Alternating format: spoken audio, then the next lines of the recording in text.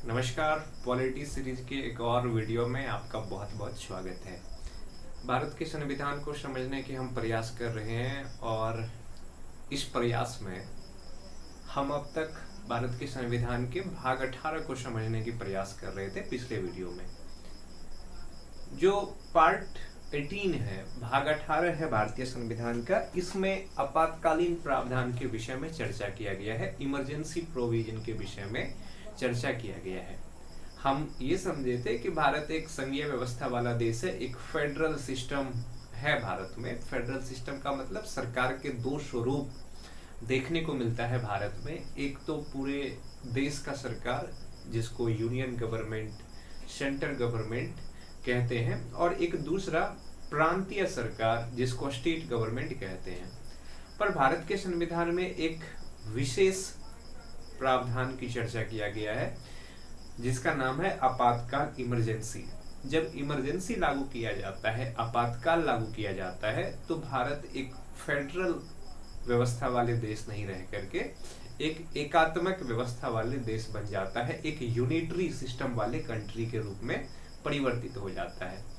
पिछले वीडियो में हमने ये भी समझा था कि जो आपातकाल लागू किया जाता है इसके पीछे कई सारे कारण हैं, जैसे कि देश की संप्रभुता को बचाए रखना, देश की एकता को बनाए रखना, ये देखना कि देश में राज्य जो है वो संविधान के अनुरूप काम करते हैं या नहीं करते हैं, इस चीज को भी बचाए रखने के लिए आपातकाल जैसे प्रावधान की चर्चा भारत के संविधान में किया गया है। हमने ये भी समझा था पिछले वीडियो में कि भारत के संविधान में 3 तरह के आपातकाल की बात की जाती है। पहला राष्ट्रीय आपातकाल, नेशनल इमरजेंसी, जिसके विषय में चर्चा है हमारे संविधान के आर्टिकल 352 में। दूसरे तरह के जो आपातकाल होते हैं उसको कहते हैं राजकीय आपात या राष्ट्रपति शासन या संवैधानिक आपात, जिसकी चर्चा आर्टिकल 356 में है। और तीसरे तरह के जो आपातकाल होते हैं उसको कहा जाता है वित्तीय आपातकाल, फाइनेंशियल इमरजेंसी, जिसके विषय में चर्चा हमारे संविधान के आर्टिकल 360 में किया गया है। इन तीनों आपातकाल में से जो पहला आपातकाल है जिसको कहते हैं राष्ट्रीय आपातकाल, नेशनल इमरजेंसी, इसके विषय में हमने पढ़ा था और ये भी समझने का प्रयास किया था कि नेशनल इमरजेंसी लागू जो किया जाता है ये किस कारण से लागू किया जाता है, किस आधार पे लागू किया जाता है। इसके बाद इस बात को समझने के प्रयास कर रहे थे कि जब राष्ट्रीय आपातकाल की घोषणा की जाती है तो उस समय किस तरह का प्रभाव पड़ता है देश पर, देश के संवैधानिक संस्था पर, इस चीज को समझने का प्रयास कर रहे थे। इस दौरान हमने ये समझा था कि जब नेशनल इमरजेंसी की घोषणा की जाती है तो मुख्य रूप से 3 प्रभाव देखने को मिलता है। एक, केंद्र राज्य के बीच के संबंध पर, दूसरा केंद्र और राज्य के बीच जो वित्तीय स्थिति होता है उस पर, और जो तीसरा प्रभाव देखने को मिलता है वो देखने को मिलता है हमारे मूल अधिकार पर, फंडामेंटल राइट्स पर। इनमें से जो पहला प्रभाव है यानी कि सेंटर स्टेट रिलेशन, इस चीज को हमने पिछले वीडियो में समझ लिए थे। आज के इस वीडियो में हम समझने का प्रयास करेंगे कि जब नेशनल इमरजेंसी की घोषणा की जाती है तो उस दौरान राज्य एवं केंद्र के बीच जो वित्तीय संबंध होता है, जो फाइनेंशियल रिलेशन होता है, उस पर किस तरह का प्रभाव पड़ता है, और फिर जो फंडामेंटल राइट्स है, हमारा जो मौलिक अधिकार है, उस पर किस तरह के प्रभाव पड़ता है। देखिए, एक और प्रभाव हमें देखने को मिलता है वो है कि लोकसभा और राज्य विधानसभा के कार्यकाल पर किस तरह का प्रभाव पड़ता है राष्ट्रीय आपातकाल के दौरान। जब राष्ट्रीय आपातकाल की घोषणा की जाती है, नेशनल इमरजेंसी की घोषणा की जाती है, तो राष्ट्रीय आपातकाल के दौरान जो है वो लोकसभा और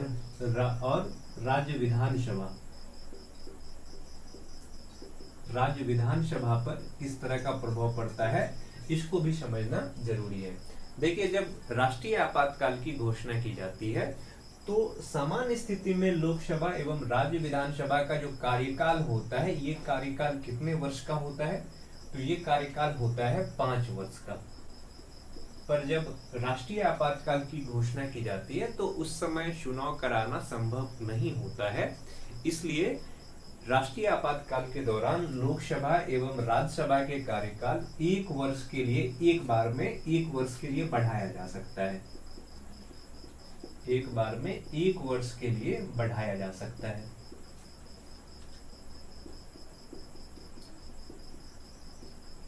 एक बार में एक वर्ष के लिए बढ़ाया जा सकता है। कब? राष्ट्रीय आपातकाल के दौरान। और एक एक वर्ष के लिए कई वर्षों तक के लिए बढ़ाया जा सकता है। जब भारत में राष्ट्रीय आपातकाल की घोषणा की गई थी इंदिरा गांधी के द्वारा, तो उस समय जो 5वीं लोकसभा था उसका कार्यकाल बढ़ा करके 6 वर्ष कर दिया गया था। जो 5वीं लोकसभा था उसका कार्यकाल 6 वर्ष के लिए कर दिया गया था, क्योंकि उस समय देश पर राष्ट्रीय आपातकाल लागू था, नेशनल इमरजेंसी लागू था। अब हम समझने का प्रयास करेंगे कि राष्ट्रीय आपातकाल के दौरान फंडामेंटल राइट्स जो होता है, जो मूल अधिकार होते हैं, मूल अधिकार पर किस तरह का प्रभाव पड़ता है।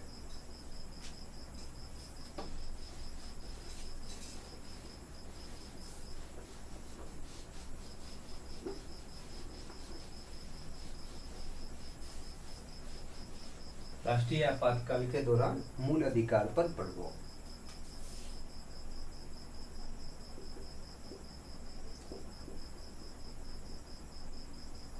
मूल अधिकार पर प्रभाव। देखिए, जो फंडामेंटल राइट्स है, जो हमारा मूल अधिकार है, जिसके विषय में हमारे आर्टिकल, संविधान के आर्टिकल 12 से लेकर के आर्टिकल 35 तक में चर्चा किया गया है, उस पर किस तरह का प्रभाव पड़ता है उसको समझने का हम प्रयास कर रहे हैं।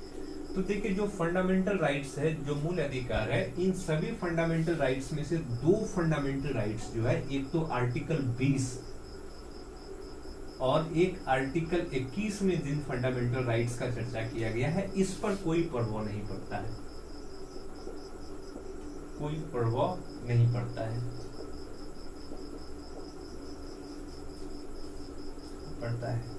बाकी के जो फंडामेंटल राइट्स है, उनमें जो आर्टिकल 19 में जो 6 अलग अलग तरह की स्वतंत्रता की बात की गई है। उस स्वतंत्रता पर जैसे ही आर्टिकल 352 लागू होता है, उसके साथ ही आर्टिकल 358 लागू हो जाता है, और आर्टिकल 19 में जितने तरह की फंडामेंटल राइट्स दिया गया है, उन सभी फंडामेंटल राइट्स को प्रतिबंधित कर दिया जाता है। यानी कि आर्टिकल 19 में विभिन्न तरह की स्वतंत्रता दिया गया है नागरिकों को। तो जैसे ही आर्टिकल 352 लागू होगा, आर्टिकल 352 लागू होने का मतलब कि राष्ट्रीय आपातकाल की घोषणा किया जाएगा, वैसे ही आर्टिकल 358 स्वतः लागू हो जाएगा।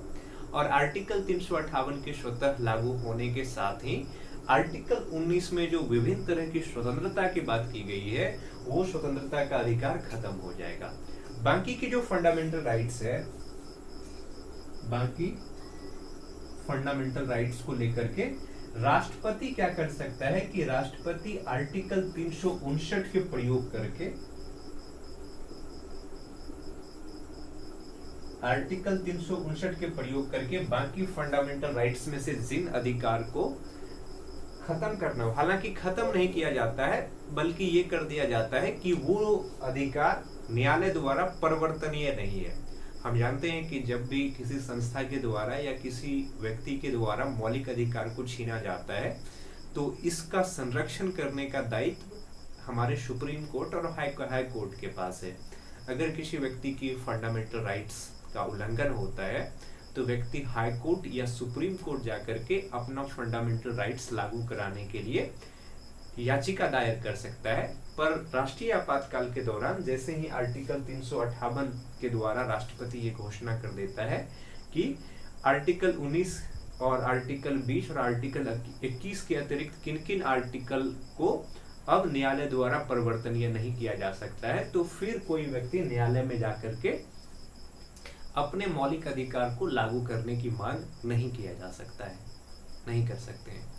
तो इस तरीके से जब राष्ट्रीय आपातकाल लागू होता है तो फंडामेंटल राइट्स पर प्रभाव पड़ता है। फंडामेंटल राइट्स लोकतंत्र के लिए जरूरी है, ये लोकतांत्रिक अधिकार है, पर इसके साथ आपको ये भी समझना होगा कि इस अधिकार से ज्यादा जरूरी होता है उस समय देश को संभालना। तो देश को संभालने के लिए व्यक्ति की मौलिक अधिकार को कम किया जा सकता है। अब हम समझते हैं कि अब तक भारत में राष्ट्रीय आपातकाल की घोषणा कितनी बार हुई है और किस वर्ष में किया गया है।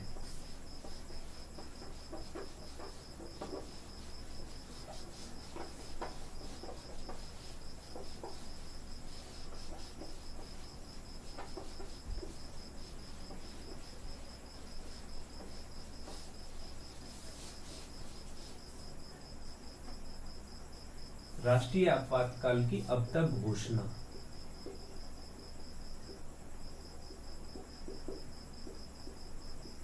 राष्ट्रीय आपातकाल की अब तक घोषणा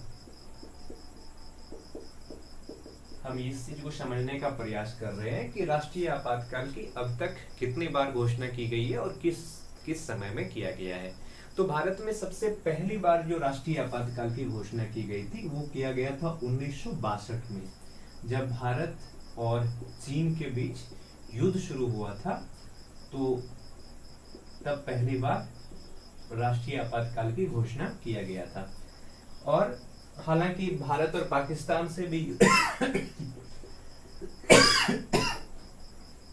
1965 में भारत और एवं पाकिस्तान के बीच भी युद्ध हुआ था, पर इस समय चूंकि यही आपातकाल जारी था तो दोबारा आपातकाल लागू करने की बात नहीं हुई, दोबारा आपातकाल लागू करने की जरूरत नहीं पड़ी। दूसरे बार जो भारत में राष्ट्रीय आपातकाल लागू किया गया था वो 1971 में किया गया था, जब बांग्लादेश संकट उत्पन्न हुआ था।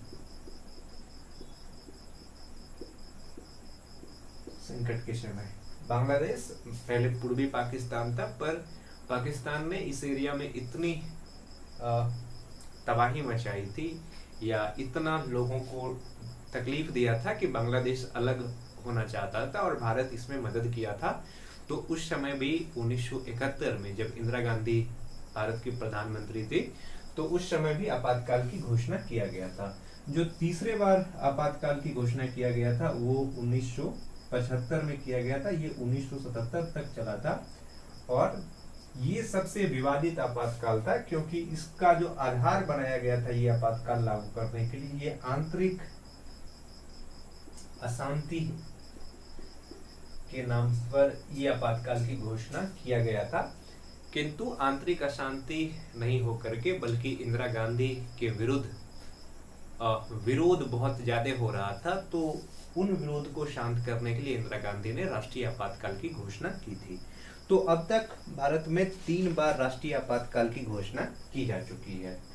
अब हम समझते हैं जो दूसरे तरह के आपातकाल है, जिसको राजकीय आपातकाल या राष्ट्रपति शासन या फिर संवैधानिक आपातकाल कहते हैं, उसके विषय में अब समझने का प्रयास करते हैं कि ये आपातकाल क्या होता है और जब राजकीय आपातकाल या राष्ट्रपति शासन लागू किया जाता है तो उस समय क्या क्या प्रभाव पड़ता है।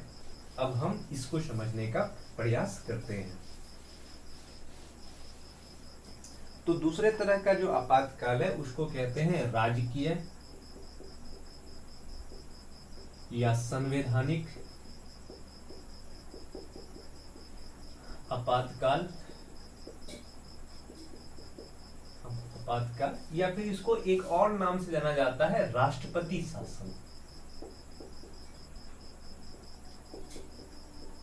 राष्ट्रपति शासन, प्रेसिडेंट रूल। जो राजकीय आपातकाल या संवैधानिक आपातकाल या राष्ट्रपति शासन के विषय में हमारे संविधान में चर्चा किया गया है, ये है आर्टिकल 356। आर्टिकल 356 के आधार पर भारत में राजकीय आपातकाल या संवैधानिक आपातकाल या राष्ट्रपति शासन लागू किया जा सकता है। सबसे पहले आप ये समझ लीजिए कि जो राजकीय आपातकाल या राष्ट्रपति शासन या संवैधानिक आपातकाल है, ये किसी राज्य में लगाया जाता है, पूरे देश में नहीं लगाया जाता है। ये किसी खास राज्य में लगाया जाता है जब वहां पे संवैधानिक तंत्र सही तरीके से काम नहीं करता है, तो उस स्थिति में लगाया जाता है। आर्टिकल 356 के आधार पर चूंकि राजकीय आपातकाल की घोषणा की जाती है, तो सबसे पहले हमको समझना पड़ेगा कि आर्टिकल 355 में एक विशेष बात कहा गया है। जो आर्टिकल 355 है, इसमें कहा गया है कि प्रत्येक राज्य सरकार संविधान के अनुरूप कार्य करेंगे। प्रत्येक राज्य सरकार संविधान के अनुरूप कार्य करेंगे।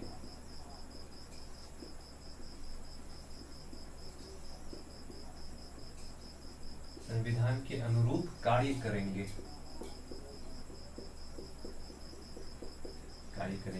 यानी कि प्रत्येक राज्य सरकार क्या करेंगे कि संविधान के अनुरूप कार्य करेंगे, संविधान के हिसाब से कार्य करेंगे। और आर्टिकल 356 में कहा गया है कि अगर राज्य सरकार संविधान के अनुरूप काम नहीं करते हैं, तो इस स्थिति में केंद्र क्या कर सकता है कि आर्टिकल 356 के प्रयोग करके, अगर राज्य सरकार संविधान के अनुरूप काम नहीं करते हैं, तो केंद्र सरकार को यह शक्ति दिया गया है कि केंद्र सरकार राज्य की जो कार्यपालिका है उसकी जिम्मेदारी अपने हाथों में ले सकता है, राज्य सरकार को बर्खास्त कर सकता है, राज्य सरकार को भंग कर सकता है। ये चीज किसमें है? आर्टिकल 356 में है। पर एक चीज और समझिए कि जो राजकीय आपातकाल है, इनको लागू करने की दो कंडीशन है। एक तो आर्टिकल 355 है ही, जिसमें कि अगर राज्य सरकार सही तरीके से काम नहीं करता है, आर्टिकल 355 को नहीं मानता है, तो आर्टिकल 356 लागू करके क्या किया जा सकता है कि राष्ट्रीय आपातकाल की घोषणा की जा सकती है। दूसरा जो राजकीय आपातकाल लागू करने का आधार है वो है आर्टिकल 365। आर्टिकल 365 में ये कहा गया है कि राज्य का ये दायित्व होगा, राज्य का ये कर्तव्य होगा कि संघ ने या केंद्र सरकार ने जो योजना बनाया है या राज्य को जो निर्देश दिया गया है जिन योजनाओं को लागू करने के लिए, उनको सही तरीके से राज्य सरकार लागू करे। अगर राज्य सरकार केंद्र की योजनाओं को सही तरीके से लागू नहीं करता है, तो उस स्थिति में भी क्या किया जा सकता है कि आर्टिकल 356 के प्रयोग करके राज्य पर राजकीय आपातकाल की घोषणा की जा सकती है। राजकीय आपातकाल की घोषणा करने का मतलब ये हो गया कि राज्य सरकार की शक्ति को समाप्त कर दिया जाता है और राज्य के विषय पर काम करने की जो शक्ति है वो किसके हाथों में चला जाता है? तो राष्ट्रपति के हाथों में चला जाता है। इसलिए इसको राष्ट्रपति शासन भी कहा जाता है।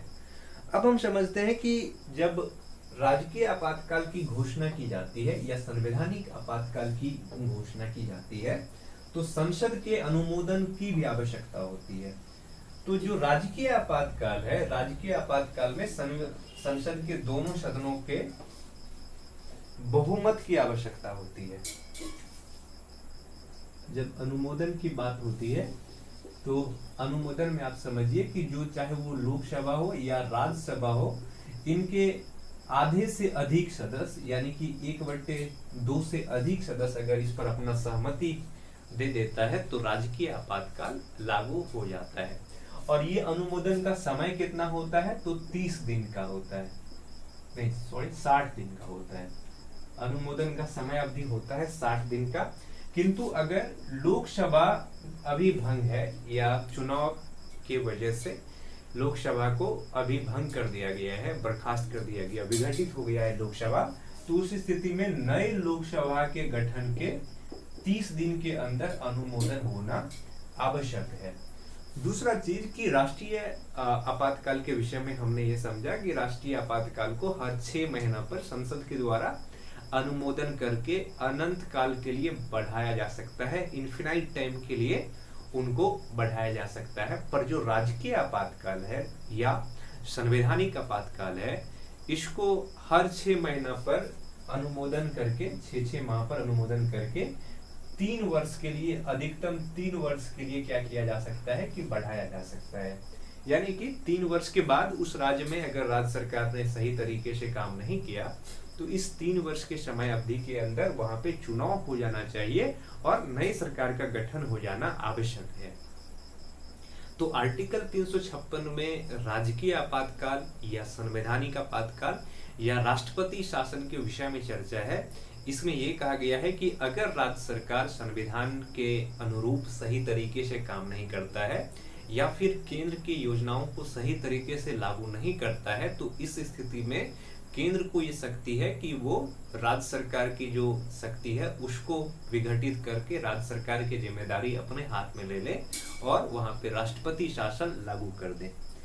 अब हम ये समझते हैं कि राष्ट्रपति शासन का क्या क्या प्रभाव पड़ता है।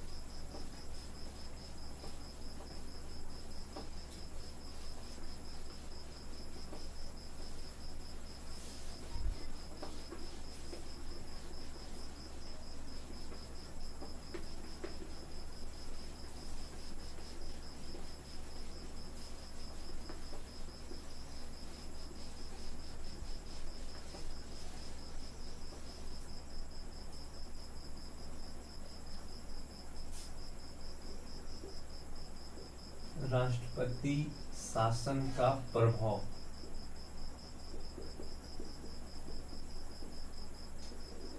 राष्ट्रपति शासन का प्रभाव यानी कि राष्ट्रपति शासन का क्या क्या प्रभाव पड़ता है। तो अगर हम राष्ट्रपति शासन के प्रभाव को देखें तो सबसे पहला जो प्रभाव पड़ता है वो है कि कार्यकारी प्रभाव। कार्यकारी प्रभाव में क्या होता है कि राज्य के पास या राज्य सरकार के पास जो कार्यकारी शक्ति है वो किसके पास चला जाता है। कार्यकारी शक्ति राष्ट्रपति के अधीन हो जाता है। कार्यकारी शक्ति राष्ट्रपति के अधीन हो जाता है यानी कि कार्यकारी शक्ति पर राष्ट्रपति के अंदर चला जाता है। कार्यकारी शक्ति पर अब राष्ट्रपति नियंत्रण करेगा।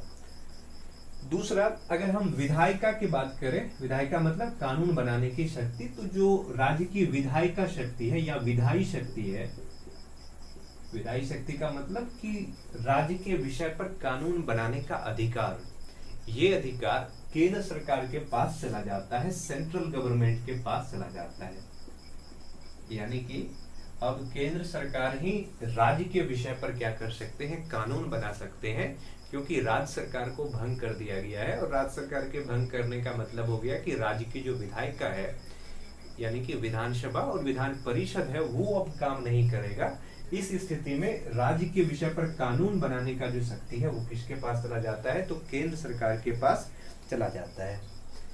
एक और काम होता है कि जो मंत्री परिषद होता है, मुख्यमंत्री के नेतृत्व वाले जो मंत्री परिषद होता है उसको भंग कर दिया जाता है।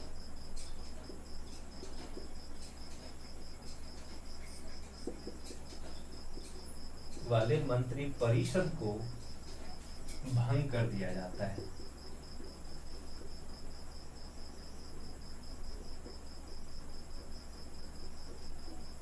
मुख्यमंत्री के नेतृत्व वाले मंत्री परिषद को भंग कर दिया जाता है। क्यों भंग करने का मतलब कि अब मुख्यमंत्री के पास कोई शक्ति नहीं रह जाता है और न ही शक्ति उसके मंत्री परिषद के पास रह जाता है।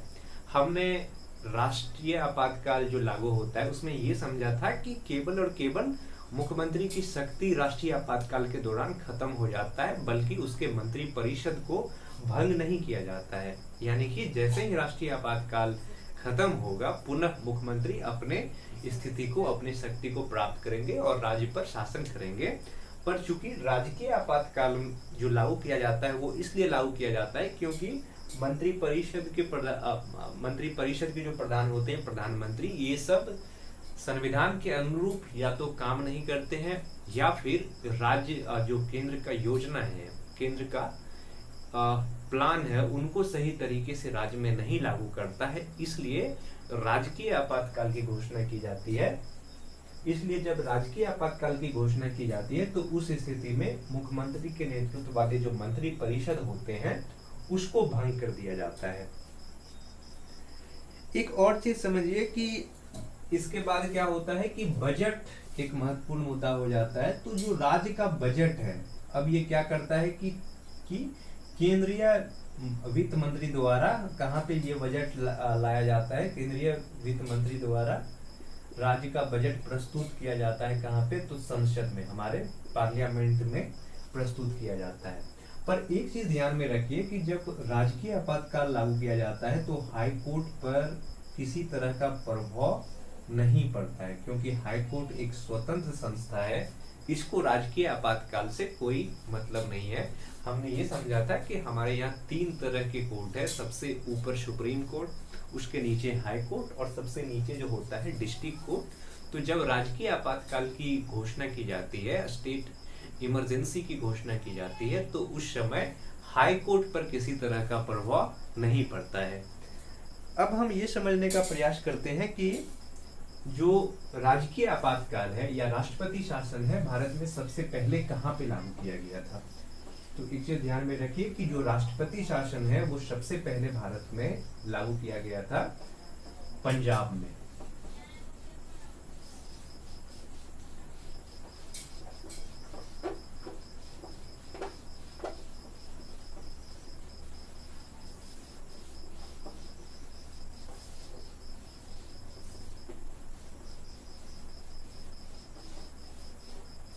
अगर हम राष्ट्रपति शासन की बात करें,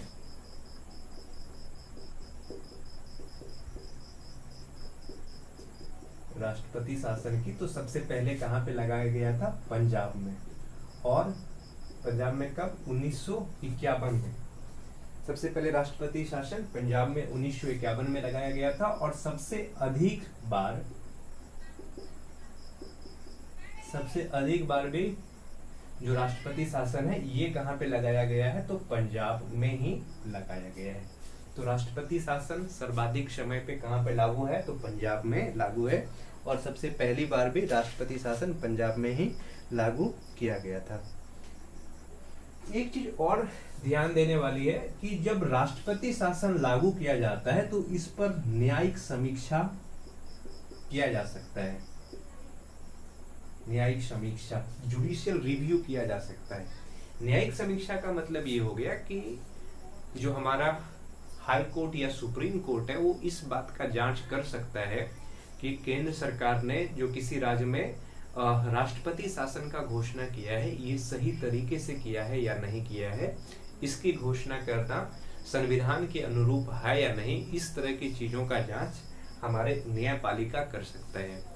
क्योंकि कई बार क्या होता है कि जो केंद्र सरकार है वो इसलिए भी राष्ट्रपति शासन लागू कर देते हैं जब राज्य सरकार सही तरीके से काम नहीं करते हैं, यानी कि द्वेषपूर्ण भावना के कारण भी कई बार राष्ट्रपति शासन लागू कर दिया जाता है राज्य पर। इसलिए जो राष्ट्रपति शासन है उस पर न्यायिक समीक्षा की जा सकती है। राष्ट्रपति शासन से समझने के लिए एक और चीज ध्यान में रखिए कि हम इस चीज को पढ़ा था कि मुख्यमंत्री को क्या किया जाता है, बर्खास्त कर दिया जाता है राष्ट्रपति शासन के दौरान। पर मुख्यमंत्री को तब तक बर्खास्त नहीं किया जा सकता है जब तक कि उसको संसद ने अनुमोदित नहीं कर दिया है, यानी कि जब तक संसद से विधेयक पास नहीं हो जाता है तब तक मुख्यमंत्री को बर्खास्त नहीं कर सकते हैं। तो आर्टिकल 356 को हमने समझा जिसमें कि राष्ट्रपति शासन के विषय में चर्चा किया गया है। हमने इस चीज को भी समझा कि राष्ट्रपति शासन लागू करने के पीछे कारण क्या है और जब राष्ट्रपति शासन लागू किया जाता है तो इस पर किस तरह का प्रभाव पड़ता है। अब हम समझते हैं जो अंतिम तरह का आपातकाल है, यानी कि तीसरे आपातकाल है जिसको कहते हैं वित्तीय आपातकाल, फाइनेंशियल इमरजेंसी, उसके विषय में हम समझते हैं।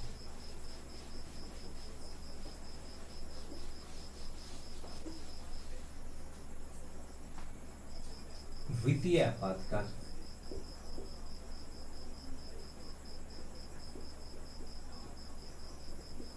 वित्तीय आपातकाल, फाइनेंशियल इमरजेंसी।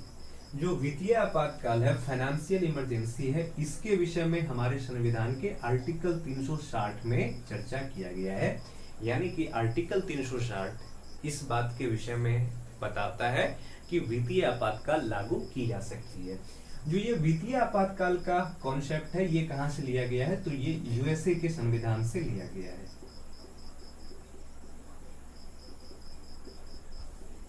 यूएसए के संविधान से लिया गया है। और वित्तीय आपातकाल लागू करने के आधार क्या है, इसका आधार यह है कि देश के पास अब इतना पैसा बचा ही नहीं कि वो जो देश के अंदर काम करने वाले अधिकारी है या देश के लिए काम करने वाले लोग हैं उनको क्या दे सके, उनको सैलरी दे सके। तो इस स्थिति में वित्तीय आपातकाल लागू किया जा सकता है। देश पर वित्तीय संकट उत्पन्न होने की स्थिति में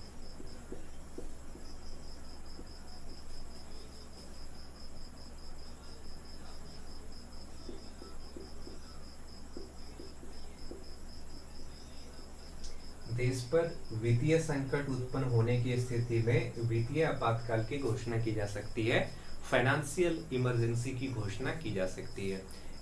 पर एक चीज ध्यान में रखिए कि भारत में अभी एक भी बार वित्तीय आपातकाल लागू करने की स्थिति उत्पन्न नहीं हुआ है। हमारे देश में कभी भी वित्तीय आपातकाल की घोषणा नहीं की गई है। वित्तीय आपातकाल की अनुमोदन की बात करें, अनुमोदन मतलब संसद की सहमति की बात करें, तो संसद की सहमति जो लोकसभा एवं राज्यसभा है इसके बहुमत से होना चाहिए, यानी कि उनके सदस्यों की संख्या से आधे से अधिक संख्या जब इस पर अपना सहमति दे देता है तब जाकर के वित्तीय आपातकाल लागू किया जाता है। और इसके लिए समय कितना है, 60 दिन के अंदर, 60 दिन के अंदर लोकसभा एवं राज्यसभा से सहमति मिलना चाहिए। पर अगर लोकसभा विघटित है तो इस स्थिति में नए लोकसभा के गठन होने के 30 दिन के अंदर वित्तीय आपातकाल की घोषणा की जा सकती है। एक चीज और ध्यान में रखिए कि वित्तीय आपातकाल की घोषणा अगर एक बार कर दी गई है तो उसको दोबारा अनुमोदन करने की जरूरत नहीं पड़ती है। एक ही बार में उसको अनंत काल के लिए लागू किया जा सकता है।